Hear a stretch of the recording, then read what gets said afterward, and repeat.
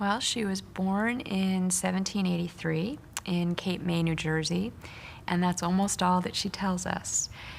In her narrative, which is the only information about her that we have, she compresses all of her life before her first conviction when she was about 21 into 4 paragraphs. So all we know about her is that she was born to free parents in Cape May, New Jersey, who were evidently quite poor, because when Jarena Lee was 7 years old, she was apprenticed out as a servant. She really doesn't tell us anything about that, and I wish that she had, because it must have been an incredibly painful experience to have been 7 years old and to have been separated from her family. And it makes me wonder if some of her later struggles and her suicidal feelings weren't somehow related to those early experiences. 7 years old is very young to be separated from your family, and she didn't see some of her siblings for many years. In her narrative, she mentioned seeing one sister later in her life who she hadn't seen in more than 30 years. So she was living about 60 miles away from home, which is a long way in a time where there weren't automobiles or quick modes of transportation. So she was really on her own at a very early age, and probably worked very hard and had no parents to look after her. I'm sure that she visited them, but she didn't have anyone on a day-to-day basis who was caring for her. And I think she found that later in this community of fellowship within her church, where God became the parent that she had lost. New Jersey was a free state by then, I think. Yeah, but there were slaves who still had been held there. And there were many laws passed in northern states that emancipated slaves who were held after a certain date. So, but usually it was graduated. So when slaves would reach a certain age, when they would reach 21, then they would be emancipated. But Jarena Lee was born free. I sometimes wonder, I guess, how much she may have distinguished between herself growing up free and slaves in her midst. If she was 7 years old and apprenticed to a family as a servant, she probably didn't draw much of a distinction between her plight and the plight of slaves. And I guess you could say there are many forms of slavery, and she was in one. She really had no control over her life at that time. So I think that experience probably laid the groundwork for her later interest in slaves, her dedication to preaching to them, that she saw herself as being linked to them by common experiences, and of course by the common experience of racism, which she certainly encountered many times in her life. I think that Jarena Lee's religious experiences were very closely linked to her experiences growing up. We don't know enough about those experiences, but I imagine that Jarena's despair was connected to the sorts of painful experiences that she may have undergone as a child. So when she describes herself feeling as if she's in such a precarious position, as if she could be plunged into hell any moment, I think it reflects that sort of uncertainty and insecurity that she must have felt all the time without her parents, without anyone to rely on. It was not uncommon in the early 19th century for indentured slaves to be whipped or beaten if they were disobedient. She may have had those experiences as well. So I think that her religious crisis came after probably a lot of painful experiences that we just know very little about. I was horrified. I've become a little bit more used to reading these sorts of accounts because many female preachers and male preachers in their narratives describe feeling as if they wanted to commit suicide. And it turns out that it's biblical in origin. Jonah, for example, says at one point, "I would rather be dead than alive." But Jarena Lee's descriptions are much more vivid. and truly horrifying. She thought about drowning herself in a brook, and she describes looking down at the water rushing and thinking about being swallowed up in that and losing herself completely. She seems to feel so weighted down with a feeling of sinfulness and I think worthlessness that she just wants to lose her identity completely in death. She just wants to obliterate herself. And it's horrifying. It happens again to her later, again during her religious struggles, where she says, as I think I have her words right, I was beset to hang myself by a cord. And she thinks about first hanging herself, and then she thinks about drowning her head in a pitcher of water. So she's just tormented by these feelings of worthlessness so that she doesn't seem to feel as if she deserves to live. And she claims that the only thing that saves her is this reliance on Christ, that somehow she feels as if there's this other force that loves her and sustains her and keeps her from doing something which, in her understanding of the world, in her Christian cosmology, would have sent her straight to hell. So when she imagines standing over the pit of hell, she really is imagining what would have happened to her if she had committed suicide. She would have gone to hell, she believed. So after her second bout of struggles with thinking about killing herself, she went to God to pray, and she claimed that at that point, Satan tried to prevent her from praying. She has a very vivid sense both of God's presence in the world and the devil's presence in the world, and the God and the devil are always battling for her soul. And so she says that she sees Satan, and this is the most horrifying image of Satan I've ever read. Usually Satan is very abstract in these memoirs, but in Jarena Lee's memoir, Satan is, as she describes him, a monstrous dog with a huge tongue protruding from his mouth and two eyes like balls of fire, and he's in pursuit of her. And it's very frightening. I hope I never see that. She doesn't say much about it. She says that her parents were not religious, but while she was still living in New Jersey, and as I presume when she was still working as a servant, she was 21, and she went to hear a Presbyterian minister preach. And whatever he said that day made her start thinking about her soul and her salvation. And it was then that she became tormented by these feelings of suicide and worthlessness. She seemed to have such a deep sense of her own sinfulness. But it wasn't until several years later, when she had moved from New Jersey to Philadelphia, and first she attended church with a group of white Methodists, and they did nothing for her. She wrote in her memoir later that it seemed as if there was a wall between her and them, and she heard a voice saying to her, "This is not the people for you." And so she talked to the cook in the family that she was working, and the cook suggested that she go to a meeting that was being held by Richard Allen, who later became the founder of the African Methodist Episcopal Church. And she went to hear him preach. And from the moment she walked into that church, she knew that that was the place for her. And in a number of weeks, she was converted. She doesn't say too much, except that she moved to Philadelphia, and for a brief time, a matter of weeks, I think it was only 3 weeks, she went to a Methodist church that was led by a white minister named Pillmore. And it's likely, although she doesn't say much about this, it's likely that blacks were segregated. That was true in many white Methodist churches, that blacks would have to sit separately. So when she first went to Philadelphia, for a brief time, she united with a white Methodist church. And she doesn't say too much about her experiences there, but apparently she didn't feel as if she was included as a full member. So Jarena Lee later, when she was writing in her narrative, said that it seemed as if there was a wall between her and that people.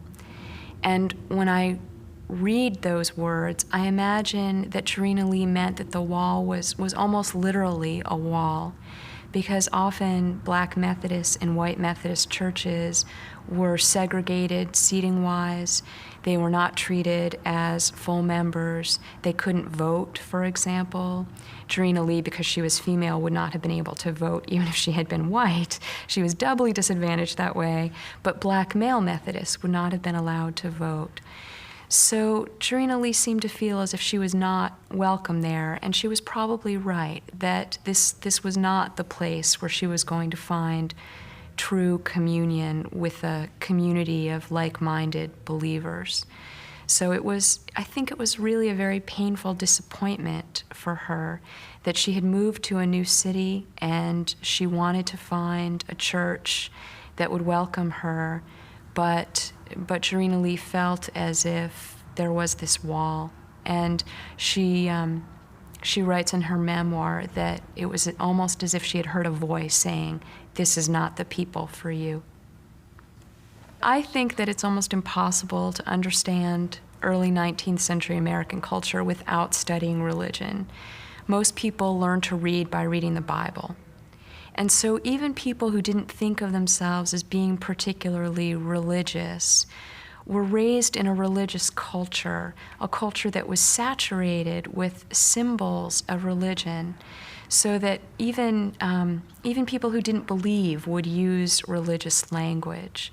So this is especially true for Jarena Lee, who wove biblical language into everything that she wrote, and whose identity, I think, was so closely linked with the King James Bible that it's hard to separate her from it.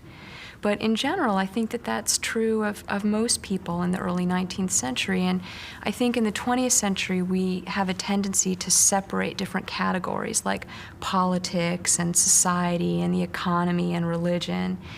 And I think for many people living when she did, all those things were intertwined. So an economic crisis, for example, would be understood in religious terms. If there was an economic depression, it might be because God was angry. Or if there was a political dispute, it might also reflect that God was angry and that the nation had to preserve its covenant.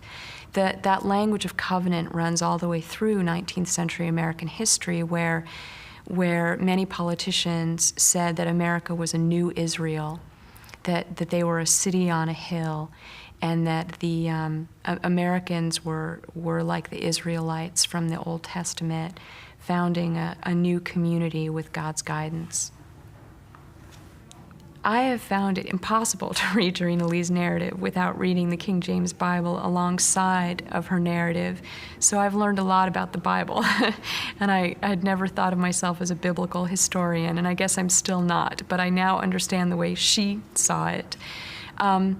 She compares herself to many Old Testament prophets. So, for example, Jonah is a very important character for her. The very first time that she ever preaches, she stands up and she interrupts a minister who had taken Jonah as his text. And she told the people there that she was like Jonah and that she had been called to preach, but she had hesitated. And in fact, she'd hesitated for 8 years. But that God had continually called her, and finally she'd obeyed. If you remember the story of Jonah, Jonah was called to preach to the wicked city of Nineveh, but he didn't want to, so he fled. And God punished him by having a whale swallow him up. And Jarena Lee compared herself to Jonah often, and she claimed that in some way she had not wanted to preach, but that God had forced her to. God had continually called her, and when she tried to deny her call, he punished her. So that's just one example of the way that she wove her own story into the fabric of the scripture, so that in some places it's hard to tell her and Jonah apart, or her and Jeremiah apart. Jeremiah was a prophet who claimed when God called him to preach that he couldn't preach because he was just a child. And God replied, "I will put my words in your mouth." And Jarena Lee uses that same language later. She says that God had promised her that he would put his words in her mouth so that when she spoke, she would speak the words that God wanted her to speak. She wouldn't speak as herself. She would speak as God. She would speak as God's prophet. So there are many, many places in her narrative that are just saturated with biblical phrases, and sometimes in ways that are almost amusing, where you'll have small details about her taking a canal boat, and then the next phrase will be something that sounds very stilted and strange, and then you'll realize it's directly verbatim from the Bible. For example, she once talks about preaching, and she says that the Lord, it was as if the Lord had touched her mouth with a live coal. That's an image from Isaiah. And at first it sounded familiar, but I wasn't sure where it had come from, so I tracked it down. But there are many places in her narrative like that where her own story and the biblical story of these prophets are so closely intertwined that you can't take them apart. Jarena Lee went to hear Richard Allen preach, and this was before the founding of Bethel Church officially in 1816, but it was after a group of African Methodists had separated and were worshiping on their own. And Jarena Lee, from the minute she walked in that door, seemed to know that that was the place for her. And it so happened that on the day that she went, Richard Allen asked if there was anyone in the congregation who wanted to unite with them, and she immediately said yes. So for the next 3 weeks, Jarena Lee spent a lot of time examining her soul. And it was during that period where she again had suicidal feelings, where she was tempted to hang herself once and drown herself another time. That was the period when Jarena Lee had the vision of Satan coming towards her. So it was a very difficult 3 weeks for her, where she was preparing herself for this experience. So 3 weeks after she first went to Bethel Church, she was sitting in the pews, and Richard Allen announced his text. And his text for the day was, "I perceive thy heart is not right in the sight of God." And even before he had started preaching, she felt something happening, something stirring within her. And as she described it later in her memoir, she suddenly realized that there was one thing that was keeping her from union with Christ. And as she described it, it was malice or anger against one particular individual who she never mentions by name. So as Jarena Lee is sitting there in this church, she suddenly feels overcome by these feelings of sinfulness. And she says out loud, "Lord, I forgive every creature." And at that moment, she has this very powerful conversion experience, which she describes as feeling as if she really has literally been born again, that it's as if she's lost her outer skin. She describes feeling as if she has a garment covering her entire body from the tip of her head to the sole of her feet. And at the moment that she's converted, that garment splits, and it comes away from her, and she's left as a completely new person. And at that moment, she actually leapt up out of her seat because she couldn't sit quietly as this was happening to her. And it was her first time that she ever spoke publicly in front of a congregation. And so she leapt up and she started telling everyone in the congregation that she had been saved. I think that Jarena Lee's conversion was a deeply empowering experience. We don't know as much as we'd like to about her early life, but it is clear that she suffered quite a bit, that she was tempted to commit suicide, that she felt hopeless. But at this moment, she felt as if she had been brought into union with something that was bigger than her. And so she stopped thinking about herself solely as an individual, but as part of God. She described it almost as losing her sense of identity. In some ways, I think in the 20th century, we see that as negative, that it's anti-individualistic. But for her, I think it was the opposite, that she felt as if from then on, she was entirely guided by God. And that has to have given her great strength, and did give her great strength, given what she did later in her life. And it was all from this feeling that she was guided by God, and that everything that she did was because God wanted her to do it. So she wasn't depending on her own strength. She was depending on God's strength. 3 or 4 years after she experienced conversion, she had a call to preach. When you think about this in the context of the early 19th century, this is truly amazing. There were no female preachers, or very few. There were Quaker women who preached, but Jarena Lee was the first woman among the African Methodists to preach. There were women who followed in her footsteps later, but she had very few examples. She recounts in her memoir that she was sitting quietly and she heard a voice. And the voice said, "Go preach the gospel." And she was startled, as you would be if you heard a voice coming out of nowhere. And she responded, "No one will believe me." And the voice responded to her, "Go preach the gospel. I will turn your enemies to become your friends." So at that moment, she has had a divine revelation from God himself, telling her that she must preach.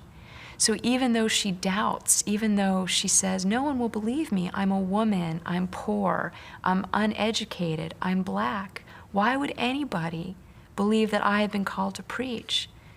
But God says, "I have chosen you, and it's not up to you. This is something that I have ordained for you." But she's still in this period of doubt, and so she thinks, well, maybe Satan called me. Maybe I didn't genuinely hear the voice of God. So she says that she went to a secret place and she kneeled down and she prayed. And at that moment, Jarena Lee has a vision. And she has a vision of a pulpit with the Bible lying on it. And at that moment, there is no doubt. She has heard the voice of God, and she has literally seen her destiny in front of her. Her destiny is that pulpit with the Bible. And no matter what anyone else says or who questions her right to speak, she has had this immediate revelation, and there is no authority greater than that. There's no minister who can tell her that because she doesn't have a clerical education that she can't preach.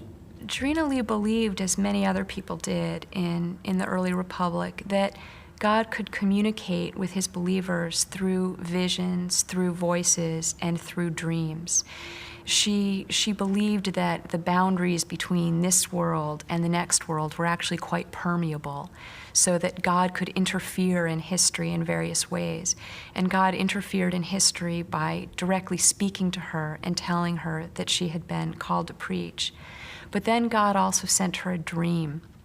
And in this dream, Jarena Lee was preaching to a huge crowd, and she could see herself standing there speaking to this huge congregation. And she was preaching with such force and such fervor that she eventually woke herself up because of the strength of her voice. So after Jarena Lee had this dream and was convinced that she had been called to preach, she decided the next step was to go to Richard Allen and tell him this and seek his approval and seek his advice. And she was very scared, as you can imagine, and she describes in her memoir walking through the streets and being afraid to approach his door. What would he say to her when she came to him and said that she had heard God's voice telling her to preach? But she found the courage, and she went to his house, and he invited her in. And she related the story of her conversion and her call to preach. And he said that it was appropriate for women to lead prayer meetings in their homes or to exhort. And by that he meant she could speak about religious things without actually taking a scriptural text and explicating it. Exhorting was much less authoritative than preaching.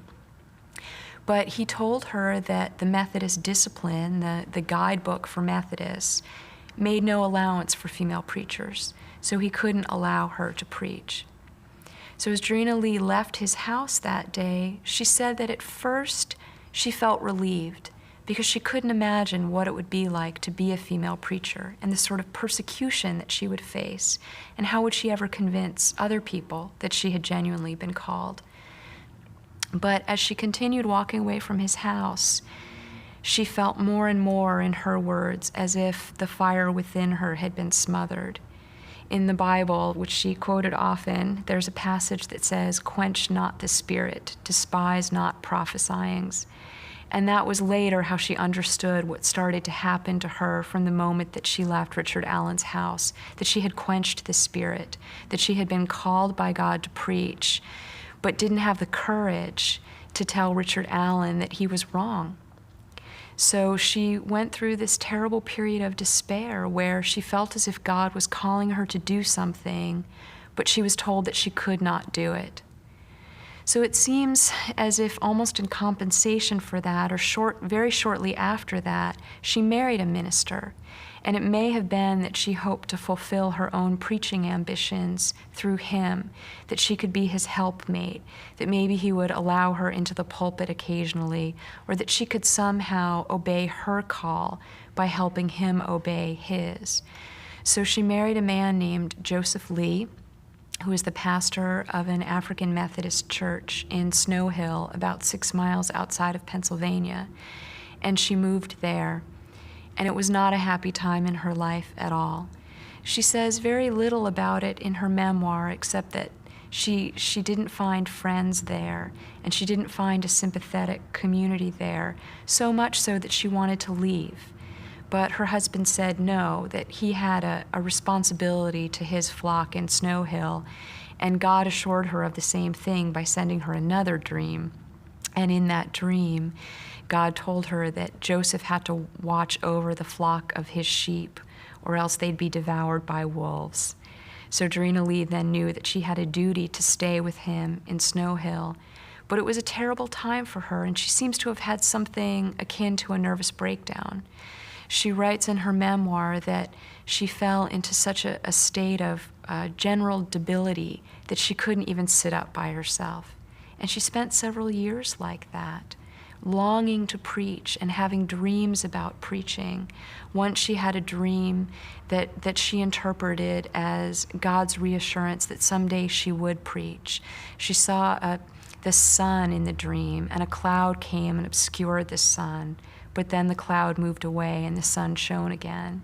And she interpreted this dream to mean that eventually she would be like that sun and she would be allowed to exercise her talents. She lived in Snow Hill, Pennsylvania for 8 years between 1811 or 7 years between 1811 and 1818. And in 6 of those years, she lost 5 members of her family. So this was a time of terrible suffering. She doesn't say very much about this. It's compressed into a paragraph. But one of the people who died was her husband. It may have been that she gave birth to other children who died. It may have been members of her family, such as siblings, who died. But in 1818, she was left a widow with 2 children, one 6 months old and one 2 years old, completely alone in the world. And she really had to rely on her friends for support. So in 1818, she went back to Philadelphia, and there she felt a renewal of her call to preach. And first, Jarena Lee went back to Richard Allen, and she asked him for permission to hold prayer meetings in her house. And that was acceptable. She could speak in that informal setting to other women and to men. Then in 1819, she was sitting in Bethel Church, and there was a visiting minister who had come to preach. And according to her, he was not doing a very good job with the sermon. And he was preaching on a text from Jonah. And as she describes it, it was as if it was a supernatural impulse. This was not within her control at all. This was not premeditated. She had not thought about it. But suddenly she sprung to her feet. And she interrupted this minister while he was speaking. And she basically took over this worship service. And for the next several minutes, she exhorted on this passage from Jonah. And she compared herself to Jonah. And she described how, like Jonah, she had felt called to preach, but she had suppressed that call. And now, 8 years later, it had been 8 years since she first felt called to preach, she felt it again. When she had finished speaking, she sat down, and she was terrified. She thought, this is it. I'm going to be expelled from this church. I'm going to be excommunicated. But instead, in what must have seemed like a miracle to her, Richard Allen stood up, and he said, 8 years ago, this woman, Jarena Lee, came to talk to me, and she told me that she had a call to preach, but I didn't let her speak, and I should have, because all of us can see today from what she said that she is divinely inspired. So at that moment, she had won over the most powerful man in the church, the first bishop of the African Methodist Episcopal Church, the founder of Bethel Church. And at that moment, she became the first female preacher among the African Methodists. Richard Allen was worshiping in the 1780s with a group of white Methodists. And he and Absalom Jones often spoke about the prejudices that they faced within this church, St. George's Methodist Church in Philadelphia. But they stayed within the church, and actually many black Methodists contributed money to help refurbish the church. But when the church was refurbished and it was done, Absalom Jones kneeled down in the spot where he had always kneeled down. And some of the white trustees came in and told him that he could not kneel there, that he would have to go elsewhere. And at that moment, he and Richard Allen decided that they would found their own church, a black Methodist church, where everyone would be able to worship as equals. Richard Allen became one of Jarena Lee's greatest admirers, and he often arranged preaching appointments for her. He took her to Methodist conferences with him. And I think most extraordinary of all, he took care of her son for 2 years while she was out of Philadelphia preaching. So their lives were very closely intertwined. They seem to have been very, very close friends. She seems to have looked up to him almost as a father. And as long as he was alive, he protected her, and he made sure that she had places to preach and that she had enough money. After he died in 1831, she found it was much more difficult for her to find places to preach. She no longer had his protection. After Richard Allen gave Jarena Lee permission to preach, she began first holding meetings in Philadelphia, often at the houses of sympathetic friends. She was afraid in the beginning to speak in a church. She said in her memoir later that she thought, Lord, anywhere but here. She couldn't imagine standing in that male space of the pulpit. So in the beginning, she was more comfortable preaching in private houses, but she also preached outside. She preached in barns. She preached in schoolhouses and courthouses. She preached wherever she could find a space. And eventually, she found the courage also to preach in churches, and she did that quite often. So she traveled all across the country, not only in Pennsylvania, but New Jersey, Delaware, Ohio. She even went into Canada. There was one year where she said that she traveled over 2,000 miles, and many of those miles she traveled on foot. She had very little money, so she was dependent on the generosity of other people to pay her travel fares, and sometimes she had to walk. I think she was incredibly courageous to have done this. Often she traveled with another woman, but still, 2 women traveling across the country by themselves, 2 black women, often preaching to mixed congregations of blacks and whites. They must have felt very vulnerable. And I know from reading other female preachers' memoirs that some women were afraid that they'd be assaulted, sexually assaulted, or robbed. So I think this is another example of how strong Jarena Lee felt in her faith, that she was willing to do this, that she was willing to subject herself to all kinds of possible dangers, but she believed that God was with her wherever she traveled. There's probably no example that illustrates this better than her willingness to go to Maryland, which was a slave state.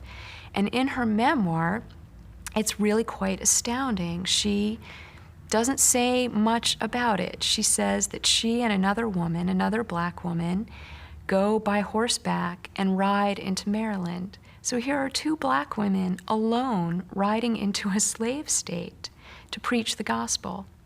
But she is so certain that God is with her that she refuses to feel any fear. And she preaches there for several months to huge crowds of both white and black. She, at one point, records a number of slaves coming to hear her preach.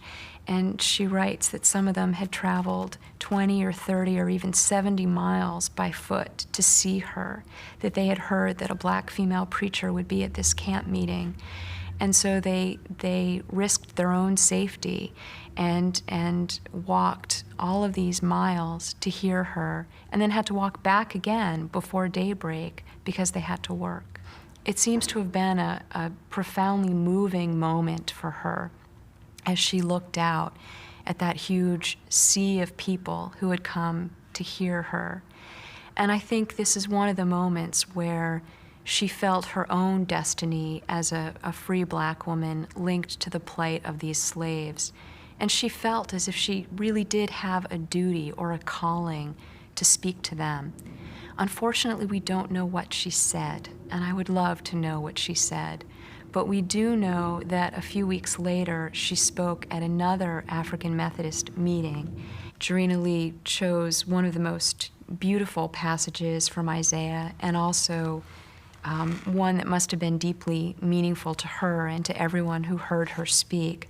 She spoke on these words: "The Spirit of the Lord God is upon me, because the Lord hath anointed me to preach good tidings unto the meek. He hath sent me to bind up the brokenhearted, to proclaim liberty to the captives, and the opening of the prison to them that are bound." I think she really believed that she had been called to proclaim liberty to the captives, and that's why she was in the slave state of Maryland at great personal danger. It would not have been impossible for her to have been kidnapped and sold by a slave trader. It happened often. And in fact, she carried papers with her certifying that she was free. And at one point, there was a magistrate who tried to get those papers away from her.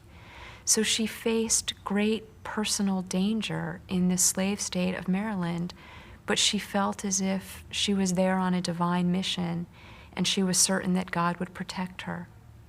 Jarena Lee often met opposition in her travels, and there was one particular incident that she recounted that must have been frightening almost, where she was preaching in a church, and a man came up to her and he said that he believed the colored people did not have souls. And then he sat down in the front row, and as she wrote, he boldly tried to stare me out of countenance. So there was Jarena Lee in front of this congregation with a man sitting right in front of her who did not believe that she was human, that she didn't have a soul the way that white people had souls. So she, as she was preaching, had to convince him, as well as this entire congregation, that she was spiritually equal to them. And according to her anyway, because she was empowered by God, he at the end of the sermon thought better of what he had said and came up to shake her hand, although she wouldn't say that he had necessarily been converted. She hoped, but she wasn't sure. Jarena Lee mostly preached on texts from the New Testament. There's one part in her memoir where she says, God is love, and she focused on the mercy and compassion of Christ. But she also believed in the wrathful God of the Old Testament, and there are descriptions of her preaching to congregations who began to scream and shriek because they were so frightened by what she was saying.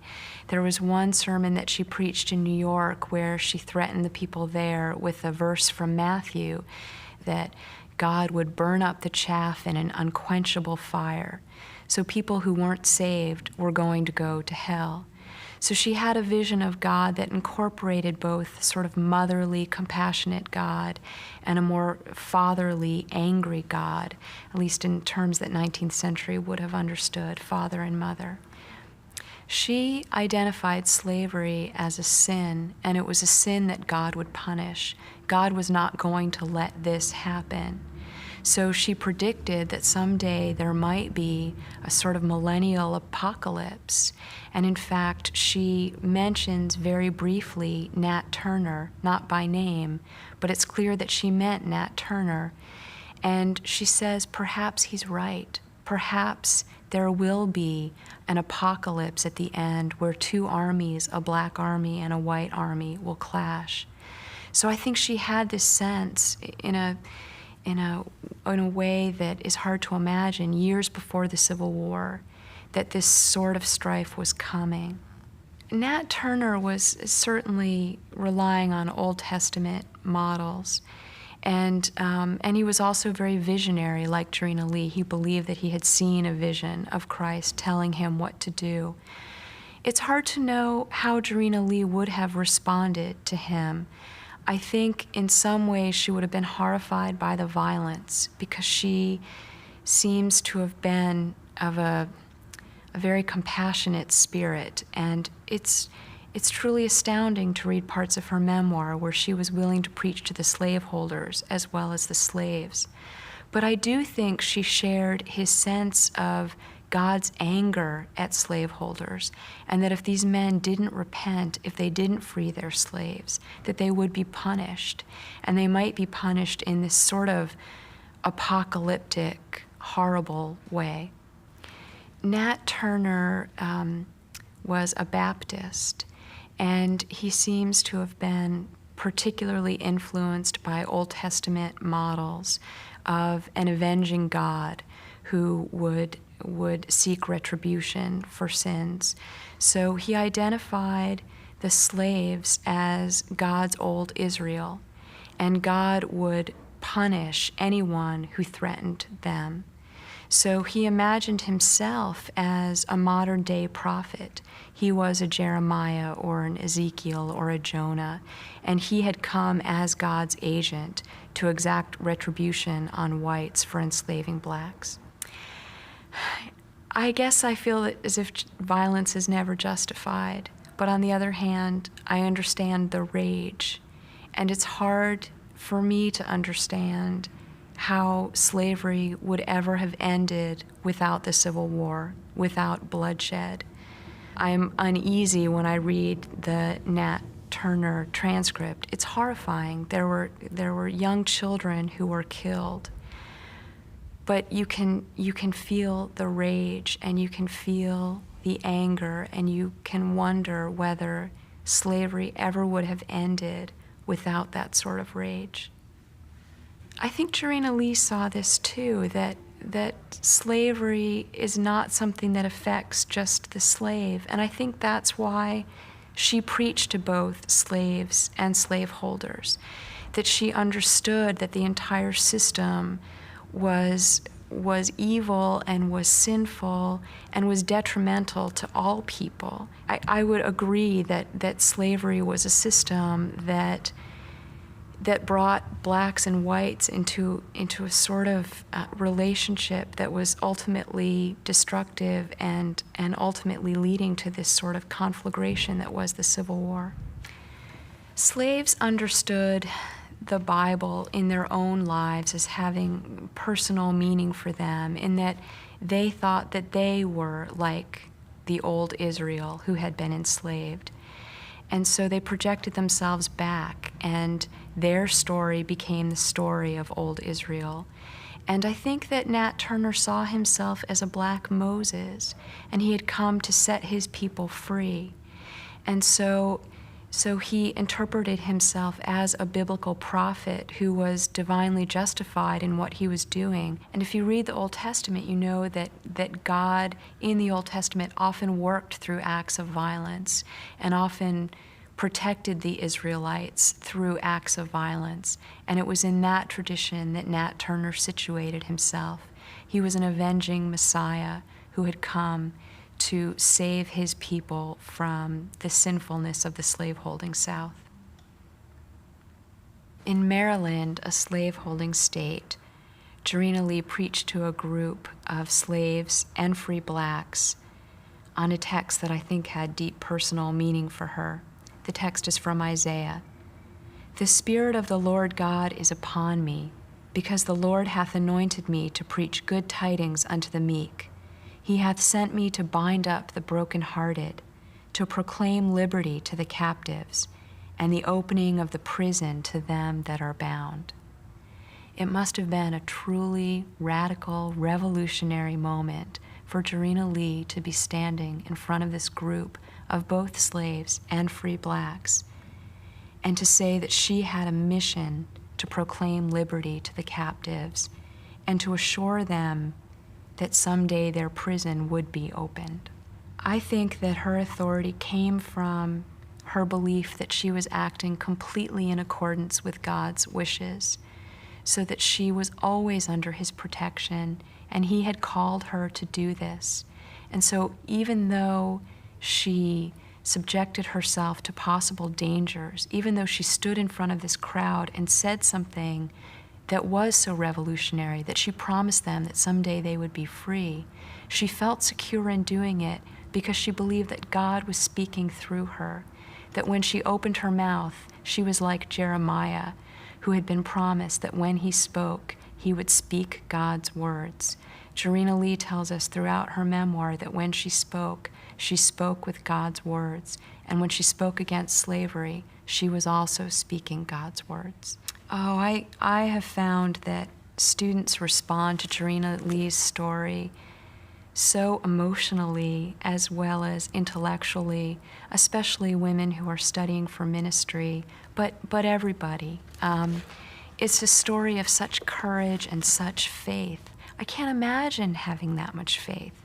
I can't imagine being a black woman in the 19th century who had only had 3 months' worth of education and daring to travel into a slave state to preach. It's an amazing story, an astonishing, extraordinary story. It should be fiction, but it's not. This really happened. And I think it says something about the power of her faith and the power of other people's faith at this time too, to transform the world. And people today are really inspired by that.